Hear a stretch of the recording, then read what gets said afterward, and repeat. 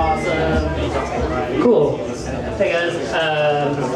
My name is Scott, and the name of this presentation is Oculus as a secondary display device, or stupid Oculus tricks. So most of the Oculus Rift games right now look like this. You put on the headset, and that's your entire viewpoint for the entire time that you're playing the game. I'm not someone who gets motion sick ever, but this makes me unbelievably sick, and so I was like, I'm having a really cool experience using the Oculus, but this didn't work for me. So during E3, I was talking to Max Temkin, who's sitting over there, and he mentioned he had this idea. He's like, I want to play this Oculus game where you're a computer hacker, and you hack into the computer, you have to put on the Oculus, and then you're inside the computer, and you're doing this thing, you have to swap between the two perspectives, and I was like, hey, that's a pretty cool idea. So we started to build out something like that. So I want Oculus games to look a little more like this. I want them to feel sort of magical. I want them to offer you a special perspective into the game universe.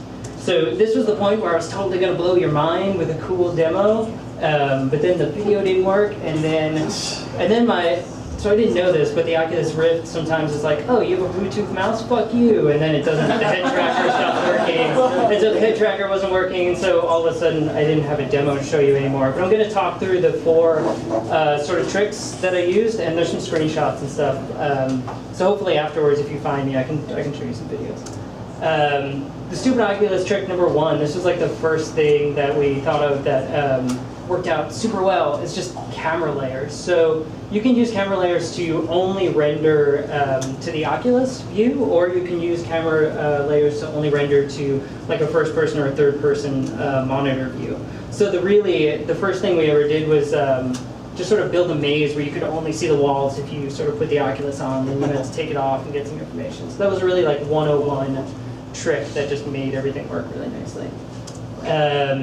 The second trick was this. This is like a really dumb, simple piece of code. This is the thing that we thought was going to take us like 9 or 10 hours, and it took us like 3 minutes.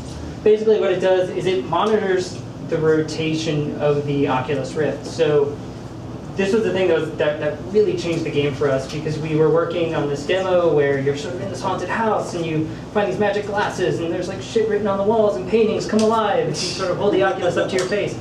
But we're making people hit a button and then sort of put the Oculus up. What this does is it monitors the rotation of the Oculus, and provided it's flat on the table, it'll always come to rest at 90 degrees on the x-axis. So this is awesome because you pick it up, and by the time you have the Oculus up to your eyeballs, the view is switched.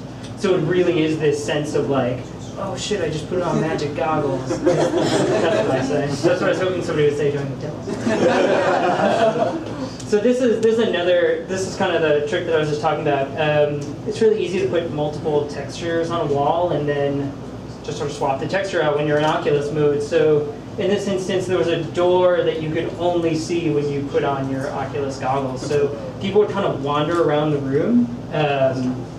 They would find, this locked door. They're locked in this room. They didn't know how to get out, and we would give them these magic goggles, and then they would push all the buttons on the keyboard, and they'd be like, how do I use the goggles? And I was like, I don't know, did you put them on yet? And that was really cool, because it was this performative role play aspect where you could pick it up and put it on, and it really made people get into the game a little bit.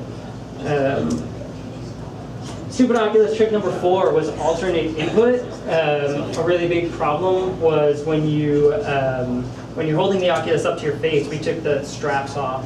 So when you're holding the Oculus up to your face, you're wearing these magic goggles, you're giving up a hand.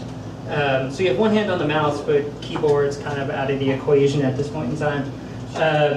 So we experimented some with alternate input. We used Visualizer Studio, which is a plugin for Unity that will let you do all kinds of crazy stuff with audio, but especially with microphone input. So having people, we did one where you use your view and you find these hotspots and you kind of like, whoa. And you sort of like blow into the microphone and you whoosh to new viewpoints in the room. We've tried both Leap and Connect. All 3 of these options are a little squirrely, especially for people who are kind of concentrating on the view. But yeah, I have not been able to find anyone else who's thinking about using the Oculus this way. Again, a lot of people just want to put it on and be in that universe, and that's a totally valid perspective to develop from, but I really wanted to think about using it as in input and display peripheral. So hopefully these will be 4 sort of Oculus tricks that will inspire people to start thinking about using it in a different way than the way we're used to using it now. And if you come find me in a little bit, hopefully I'll make the Oculus play nice, and you can try putting on the magic goggles and get your mind blown. Thanks a lot. Yeah.